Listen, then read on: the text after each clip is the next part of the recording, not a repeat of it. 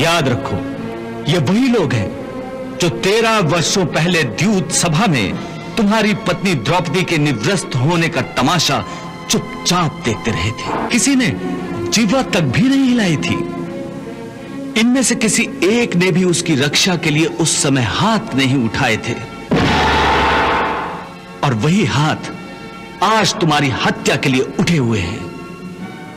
सबके हाथों में तुम्हारे और पांडवों के वध के लिए आज तीर और तलवारें तड़प रही हैं।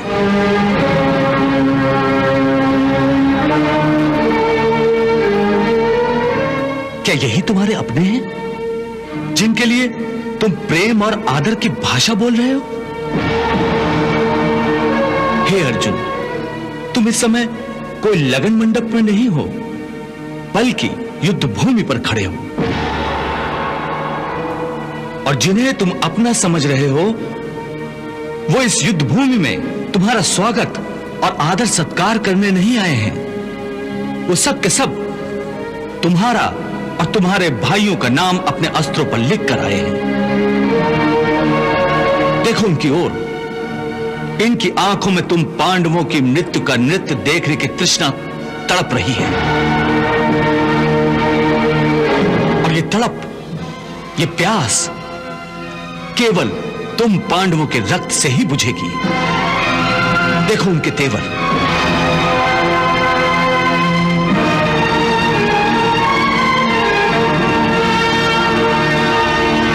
देखो ये विषैले बाण किस किस को अपना निशाना बनाने के लिए उत्सुक हैं। अगर ये तुम्हारे अपने हैं तो फिर ये तुम्हारे कौन हैं? पराये हैं? शत्रु हैं? जिन्हें तुम कौरवों के निर्दयी शस्त्रों के हवाले कर देना चाहते हो?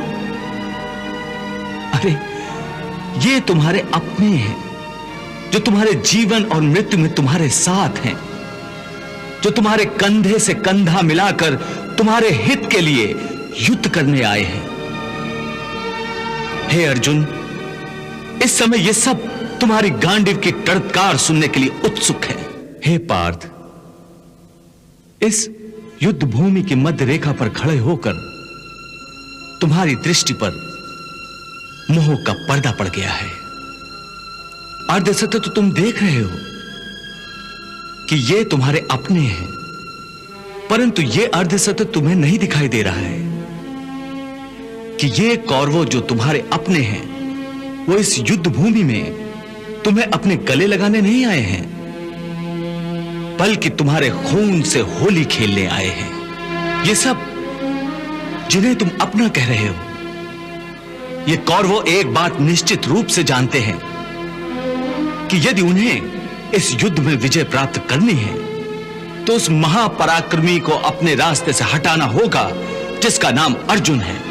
पार्थ, तुम इन्हें अपना समझते हो, इसलिए तुम इन्हें मौत के घाट नहीं उतारना चाहते, परंतु यदि तुम इन्हें मौत के घाट नहीं उतारोगे तो ये अवश्य ही तुम सबको मौत के घाट उतार देंगे।